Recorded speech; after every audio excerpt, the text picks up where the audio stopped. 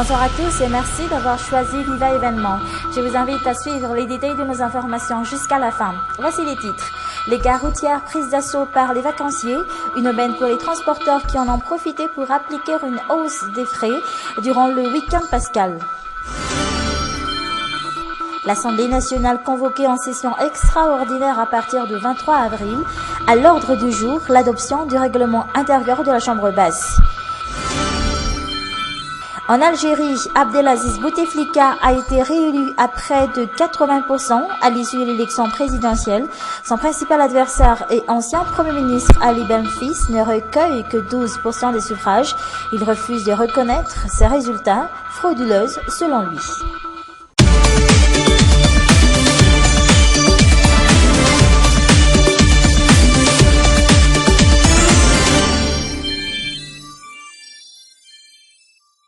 Les gares routières ont été prises d'assaut par les vacanciers depuis hier, une aubaine pour les transporteurs, mais bon nombre d'entre eux ont choisi de ne pas travailler durant le week-end pascal. Du coup, la hausse des frais est inévitable. Un reportage de Zoura Mianchou sur les images de Yves Janel. Ce matin à Budvoun, les va-et-vient des taxis-brousse sont à l'origine des embouteillagements à toute heure de la journée. Dans les coopératives, pas une seule voiture sans passager. Tous à fiche complet, 24 heures avant le dimanche de Pâques. Certains passagers moins prévoyants que les autres ont donc eu du mal à trouver des places.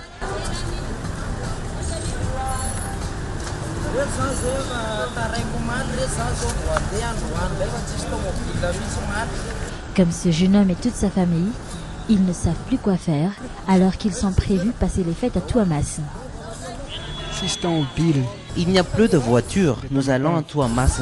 Nous sommes ici depuis 8 heures du matin, mais c'est la première fois que je prends un taxi-brousse dans cette gare routière. Je n'ai plus qu'à rentrer chez moi s'il n'y a plus de taxi-brousse. Les coopératives reliant la capitale à Mazang sont également prises d'assaut par les passagers.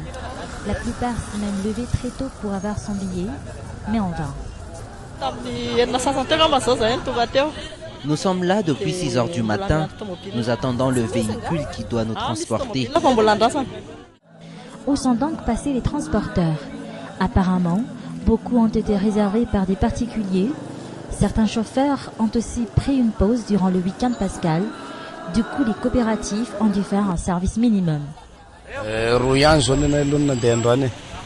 Seulement 2 de nos voitures travaillent tous les jours pendant les fêtes. Mais il y a une foule de passagers qui attendent d'avoir leur billet. Ils doivent attendre les autres véhicules qui veulent bien refaire le même trajet. Hier soir à 21h, il y avait eu un de nos véhicules qui venait de faire son tour. Dès que les bagages ont été déchargés, il a tout de suite repris la route car il y avait eu beaucoup de passagers qui voulaient partir. Mais il n'y a pas que les gares routières des zones nationales. Ici, à la gare routière des taxis-brousse desservant la Varadjan, on a du mal à trouver des places libres, comme cette petite famille sur le point d'aller à la campagne pendant les fêtes. Nous allons à Nzourbé. Nous allons surtout nous évader un peu et non passer la fête là-bas. Nous allons partir en vacances pendant une semaine. Nous avons choisi Nzourbé car nous venons de cette ville. Tous les ans, les fêtes de Pâques sont souvent une occasion pour les Tananariviens de s'évader un peu en famille. Un Tirabé, un P, Touamas, Mazang. Il s'agit surtout de s'éloigner un peu du brouhaha de la capitale. Et en parlant toujours de fête de Pâques, l'agenda culturel du week-end est bien chargé cette année. Tous les lieux de promenade et de spectacle seront bien évidemment pris d'assaut par les Tananariviens durant le lundi de Pâques. C'est dans l'un de ces endroits que Marna Tunjaraf et Nzara Ndiansu ont rencontré ce couple. Leur métier est à la fois source de revenus pour eux, mais aussi un loisir. Dernière mise au point pour ces techniciens, habitués à travailler sur des fêtes foraines durant le week-end pascal. Dans quelques heures, un vaste champ de loisirs sera érigé à cet endroit.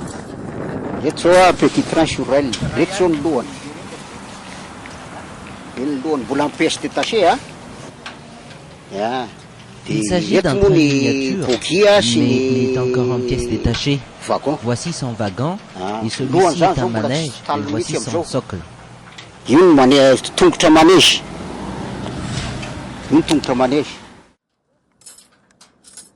Le montage se fait sous la surveillance de ce père de famille.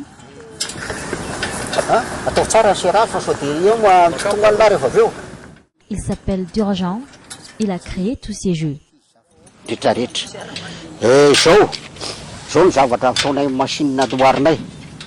J'ai tout créé, j'ai tout fait. C'est ma machine, une de mes inventions qui en fait tout ceci.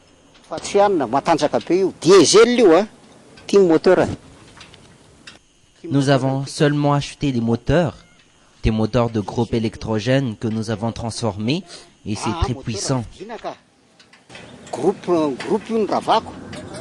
Ce diplômé de mécanique d'Ampasapitch est très fier de ses inventions, les fruits de plusieurs années de recherche.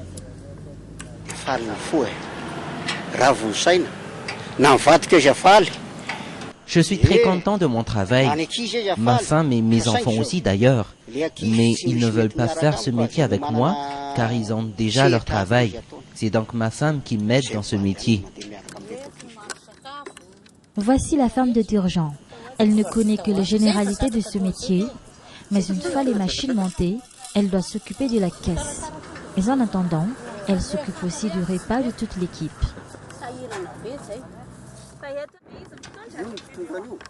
Ils sont souvent accompagnés de Rakout, cet élève mécanicien. C'est comme un fils pour le couple. Sa principale tâche, conduire un des trains miniatures.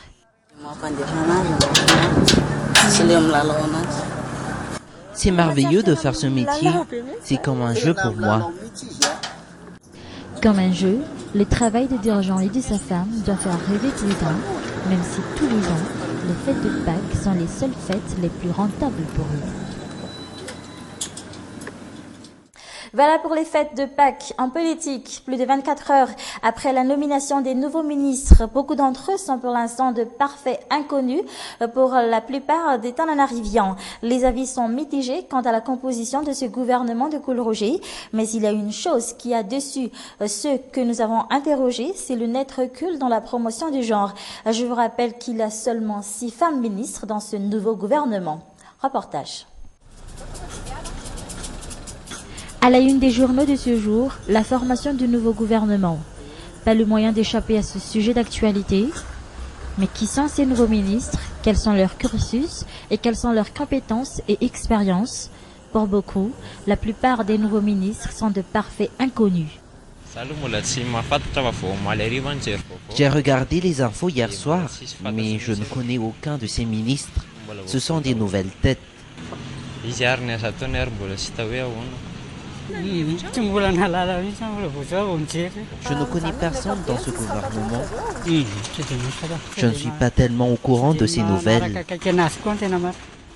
Nouvelle tête ou pas, d'autres dénoncent par ailleurs le net recul de la promotion du genre au sein de l'exécutif. Les femmes auraient dû avoir plus de sièges dans ce nouveau gouvernement.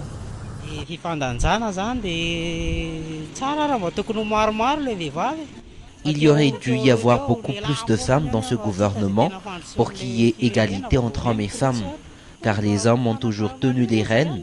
Or, le pays semble encore reculer de plus en plus.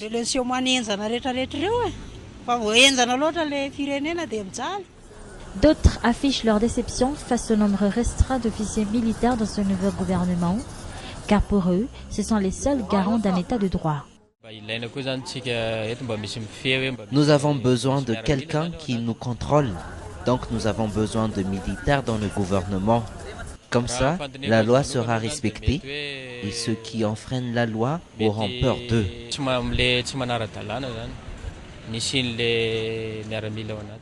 Après 5 ans de crise, ce nouveau gouvernement de la 4e République est condamné à réussir. Mais pour le simple citoyen lambda, très peu au courant des vraies missions du gouvernement et de ses membres, il n'y a pas d'autre choix que de les faire confiance pour le moment. Et ces nouveaux ministres nouvellement nommés ont participé à leur premier conseil de ministres hier. Ils ont été invités par le chef de l'État Erazan Armapian à adopter la culture du résultat. Était à l'ordre du jour de ce conseil de ministres l'adoption du décret portant convocation de l'Assemblée nationale en session extraordinaire à partir de mercredi 23 avril. Elle sera discutée lors de cette session extraordinaire l'adoption du nouveau règlement intérieur de la Chambre basse, de nouvelles nouvelles élections se profilent donc à l'horizon et pourraient se faire d'ici peu à Simbazaz. Jean-Paul II, premier pape polonais de l'histoire, immensément populaire dans les plus 100 pays où il avait porté la parole de l'Église dans Madagascar, sera canonisé ce dimanche 27 avril à Rome sur la place Saint-Pierre. Il sera donc canonisé en des temps records, 9 ans seulement après sa mort. À Antananarive, en attendant ce moment historique, les fidèles catholiques pourront en savoir un peu plus sur le processus de canonisation du pape Jean-Paul II en visitant cette exposition abritée par la Bibliothèque nationale à Anous, exposition qui durera 3 jours. À l'étranger, sans surprise, Abdelaziz Bouteflika a été réélu à la tête de l'Algérie pour un 4e mandat. Ses 15 ans déjà passés au pouvoir et son état de santé fragile n'y auront donc rien changé. Abdelaziz Bouteflika l'emporte avec un score sans appel, près de 80% des voix. Son rival Ali Ben Fliss n'obtient que 12,18% des suffrages. Il dénonce les fraudes généralisées. Reportage de France 24. Il est un peu plus de 16h30 à Alger, devant un parterre d'officiels et de journalistes. Le ministre de l'Intérieur annonce un résultat sans surprise. Monsieur Abdelaziz Bouteflika a obtenu 81,53% des voix. La foule semble perplexe avant d'applaudir. Très vite, les supporters du président réélu affluent vers le cœur d'Alger. Il a beaucoup construit le pays. Bouteflika, aujourd'hui, demain, après-demain. Son principal adversaire, Ali Ben Fliss, n'a réuni que 12% des voix. Mais il dénonce des fraudes et affirme vouloir se battre devant la justice.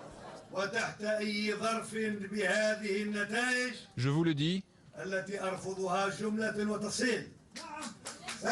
je n'accepterai en aucun cas les résultats de cette vaste fraude. Mais la surprise du scrutin aura sûrement été la faible participation. Tout juste un peu plus de 50% seulement, 25 points de moins que lors de la dernière présidentielle. Plusieurs organisations, dont le mouvement Barakat, ça suffit, avaient appelé à boycotter le vote, jugeant qu'il s'agissait d'une mascarade. Ce vendredi, certains journaux affirmaient que le premier parti du pays était désormais l'abstention. En Corée, les sauveteurs ont découvert des nouveaux corps dans l'épave de ferry qui a fait naufrage mercredi. 273 personnes sont toujours portées disparues. Le capitaine a été arrêté. Il a été notamment accusé d'avoir retardé l'évacuation et d'avoir abandonné le navire. Quelques jours après l'attaque qu'il a subie dans l'est de la République du Congo, Emmanuel de Merode a été évacué vers Nairobi. Il est le directeur du parc des Virunga, classé patrimoine mondial de l'UNESCO. Le parc abrite des espèces protégées. Le lieu est aujourd'hui en danger. C'est ce qu'on peut voir dans un documentaire tourné avant l'attaque contre le directeur. Reportage. Braconniers, bûcherons illégaux, compagnies pétrolières à vide et rebelles armés, le documentaire Virunga montre les nombreuses menaces qui pèsent sur le parc national congolais. Tous ces groupes auraient pu être derrière l'attaque cette semaine contre le directeur du parc, Emmanuel de Merode. Il a été blessé par balle mardi près de Goma. C'est l'un des protagonistes du film. Les villageois sont en train de fuir. Nous on reste ici. Oui. Je voulais juste savoir, pour la nourriture, pour les gorilles, on a combien de jours devant nous? 2 jours comme ça. Les M23 sont à Roubaré. Ok. S'ils ferment Moiro, ok. Nous on va devoir se débrouiller ici. Le réalisateur de Virunga a pu parler à Emmanuel de Merode. Il va bien. On lui a parlé hier au téléphone et il racontait déjà des blagues. Mais il a eu chaud et il n'est toujours pas sur pied. Mais on lui souhaite un bon rétablissement. Le documentaire s'intéresse à la société britannique Soko International qui cherche du pétrole dans le parc. Juste avant l'attaque, Emmanuel de Merode venait de déposer un dossier sur Soko International auprès du procureur de Goma. L'entreprise a, elle, très vite condamné cette attaque. Depuis 1996, plus de 140 gardes du parc ont été tués par des braconniers ou des groupes armés. Ils protègent environ un quart des 800 derniers gorilles de montagne qui restent sur Terre.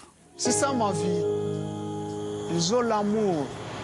Le film montre aussi comment les civils doivent fuir lorsque les groupes rebelles s'approchent de leur village. Ce documentaire veut sensibiliser l'opinion publique sur les dangers qui frappent ce patrimoine mondial de l'UNESCO. Des dangers bien réels qui, cette semaine, ont failli coûter la vie au directeur du parc des Virunga. Pourtant, notre souhait est que ce parc reste immortel. Et on se quitte avec ces images de célébration du Vendredi Saint un peu partout dans le monde. À Port-au-Prince, à Tahiti, des fidèles ont commémoré la Passion du Christ avec à l'appui des scènes de reconstitution. Même émotion en Israël, à Jérusalem. Les habitants ont joué les scènes de la Passion, tandis qu'à Rome, le pape François participait, comme le veut la tradition, au chemin de croix. Le souverain pontife a plaidé en faveur des personnes fragiles, précaires et abandonnées. Ces célébrations de la Semaine Sainte vont s'achever demain, dimanche. Et c'est ainsi que s'achève cette édition. Merci à vous de l'avoir suivi jusqu'à la fin. N'oubliez pas de suivre le magazine de la rédaction Focus demain soir sur la chaîne Viva.